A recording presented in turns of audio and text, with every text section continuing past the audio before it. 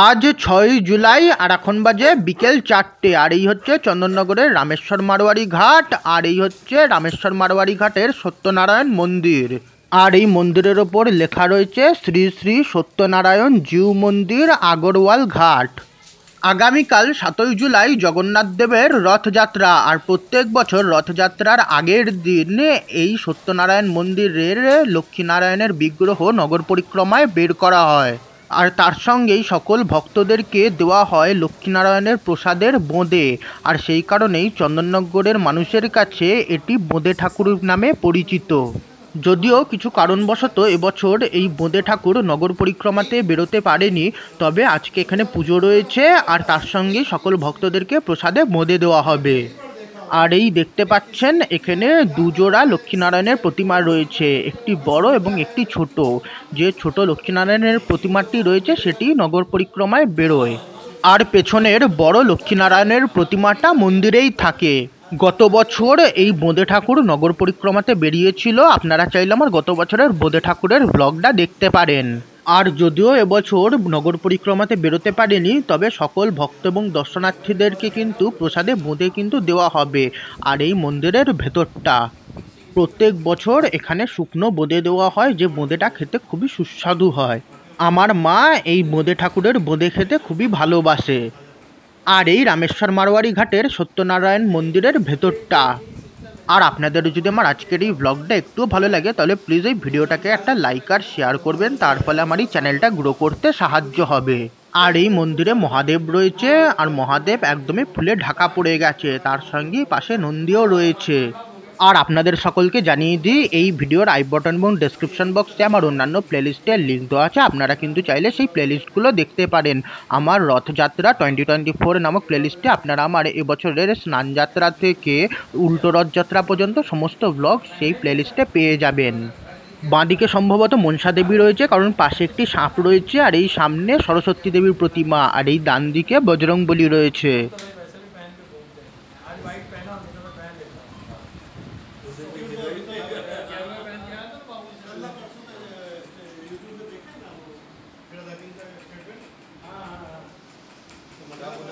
আর এই চন্দননগর রামেশ্বর মারোয়ারি ঘাটের শ্রী শ্রী সত্যনারায়ণ জিউ মন্দিরের বোঁদে ঠাকুরের বেশ কিছু ছবি, যে ছবিগুলো আপনাদের সকলের সঙ্গে এই ভিডিওতে শেয়ার করলাম। আর এই তার সঙ্গে মহাদেবের কিছু ছবি এবং মন্দিরের বিভিন্ন বিগ্রহের কিছু ছবি শেয়ার করলাম।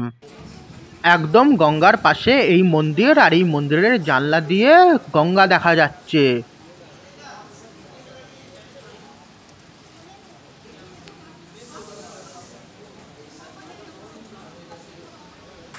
বিকেল 4:06 বাজে আর এই গঙ্গার কিছু ছবি। বিকেল 4:15 বাজে আর এই চন্দননগর লক্ষ্মীগঞ্জ বাজারের জগন্নাথ বাটি। আর এই বাঁদিকে শিব মন্দির, আর সামনে জগন্নাথ দেবের মন্দির। আর আপনারা যদি আমার জগন্নাথ দেবের স্নানযাত্রার ব্লগটা না দেখে থাকেন, আপনারা সেই ব্লগটা দেখতে পারেন। সেই ব্লগে আমি এই মন্দিরের জগন্নাথ মহাপ্রভুর স্নান তুলে ধরেছি, আর তার সঙ্গে হাটখোলা জগন্নাথ মন্দিরের জগন্নাথ মহাপ্রভুর স্নানও তুলে ধরেছি। মন্দিরের ওপরে রাধাকৃষ্ণ এবং গৌরনিতাইয়ের ছবি রয়েছে, আর তার ওপরে রয়েছে নারায়ণের বাহন গরুর দেব।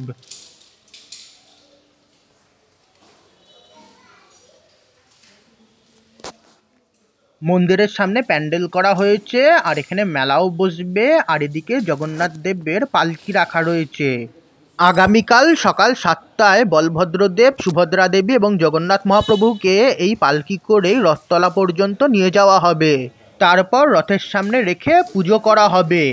তারপর দুপুর 3টের সময় রথ তালডাঙার উদ্দেশ্যে টেনে নিয়ে যাওয়া হবে। তারপর সন্ধ্যায় তালডাঙাতে যখন রথ পৌঁছে যাবে, তখন এই পালকি করেই আবার এই মন্দিরে ফেরত নিয়ে আসা হবে।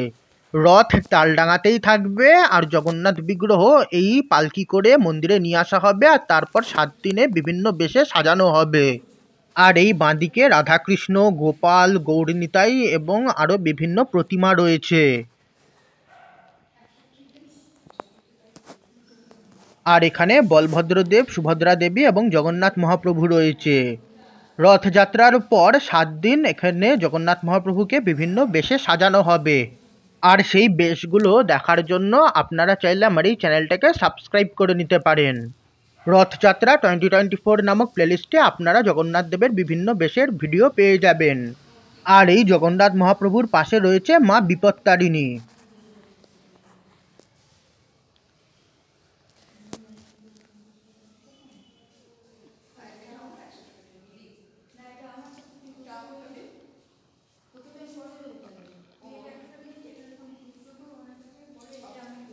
আর এদিকে আরও একটি ঘর রয়েছে, আর এই ঘরে রাধাকৃষ্ণ এবং লক্ষ্মীনারায়ণের প্রতিমা রয়েছে।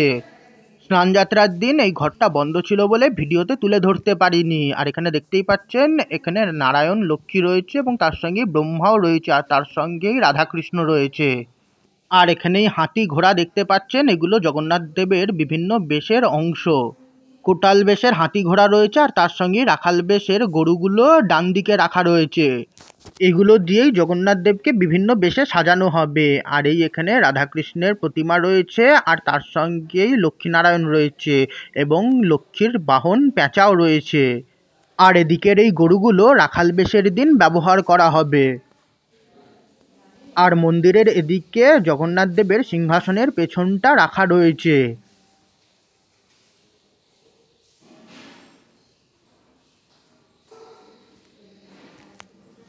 বিকেল 4:19 বাজে, আর এই চন্দননগর লক্ষ্মীগঞ্জ বাজারের জগন্নাথ বাটির জগন্নাথ বিগ্রহর বেশ কিছু ছবি আপনাদের সকলের সঙ্গে এই ভিডিওর মাধ্যমে শেয়ার করলাম। আর এই মন্দিরের নটরাজ, সূর্যনারায়ণ, গণেশ, অর্জুন, শ্রীকৃষ্ণ এবং রাধা গোবিন্দর চিত্রের কিছু ছবি। বিকেল 4:22 বাজে, আর মন্দিরের দেওয়ালে যদু ঘোষের পুরনো কাঠের তৈরি রথের একটি ছবি টানানো রয়েছে, তার একটি ছবি আপনাদের সঙ্গে শেয়ার করলাম। আর এই জগন্নাথের পালকির কিছু ছবি। আর এই পালকি করেই কালকে জগন্নাথ দেবকে রথতলা পর্যন্ত নিয়ে যাওয়া হবে। পালকিতে করে জগন্নাথ দেবকে নিয়ে যাওয়া এবং নিয়ে আসা কোনোবারই আমার স্বচক্ষে দেখা হয়নি, সর্বদা ভিডিওতেই দেখেছি, আর এবছরও দেখা হবে না। তবে বিকেলে যাব, রথযাত্রা দেখব এবং তার সঙ্গেই মেলা ঘুরে দেখব। বিকেল 4:27 বাজে, আর এই চন্দননগর লক্ষ্মীগঞ্জ বাজারের রথতলা, আর এখানেই রথ দাঁড়িয়ে থাকে। আগামীকাল সকালবেলা জগন্নাথ বিগ্রহ পালকি করে এখানে নিয়ে আসা হবে, আর তারপর পুজো করা হবে, আর তারপর এখান থেকে তালডাঙ্গার উদ্দেশ্যে রথ টেনে নিয়ে যাওয়া হবে। মন্দিরে যে কাঠের পুরনো রথটির ছবি দেখালাম, সেই পুরনো রথটি বহু বছর ব্যবহারের পর ভগ্নপ্রায় হয়ে যাওয়ার পর তখনকার কমিটি ও চন্দননগরের আপামর জনগণের সহযোগিতায় এই রথটি 1962 সালে লোহার মাধ্যমে নির্মাণ করা হয়। বর্তমান এই রথটির উচ্চতা 40 ফুট আর চূড়া 22 ফুট। 60 টন ওজনের এই রথটির মোট 9টি পিতলের চূড়া রয়েছে, আর তার সঙ্গে রয়েছে 14টি চাকা, একটা চাকা 1 টন করে ওজন। চন্দননগর রথ পরিচালন সমিতির ফেসবুক পোস্ট থেকে তথ্যগুলি সংগ্রহীত। আর এই চন্দননগরের রথের বেশ কিছু ছবি, যে ছবিগুলো আপনাদের সকলের সঙ্গে এই ভিডিওর মাধ্যমে শেয়ার করলাম। বিকেল 5টা বাজে, আর এই বোঁদে ঠাকুরের প্রসাদের বোঁদের ছবি। এই ভিডিওটা আবার এখানেই শেষ করছি। আপনাদের যদি আমার আজকের এই ব্লগটা একটুও ভালো লেগে থাকে, তাহলে প্লিজ এই ভিডিওটাকে একটা লাইক আর শেয়ার করবেন। এছাড়া আমার আগামীতে অন্যান্য ব্লগ দেখার জন্য চ্যানেলটাকে সাবস্ক্রাইব এবং ফেসবুক পেজ এবং ইনস্টাগ্রাম পেজকে ফলো করে নেবেন। এছাড়া এই ভিডিওর আই বটন এবং ডেসক্রিপশন বক্সে আমার অন্যান্য ব্লগ এবং প্লেলিস্টের লিঙ্ক দেওয়া আছে, আপনারা কিন্তু চাইলে সেই প্লেলিস্টগুলো দেখতে পারেন। রথযাত্রা 2024 নামক প্লেলিস্টে আপনারা আমার স্নানযাত্রা থেকে উল্টো রথযাত্রা পর্যন্ত সমস্ত ব্লগ সেই প্লেলিস্টে পেয়ে যাবেন।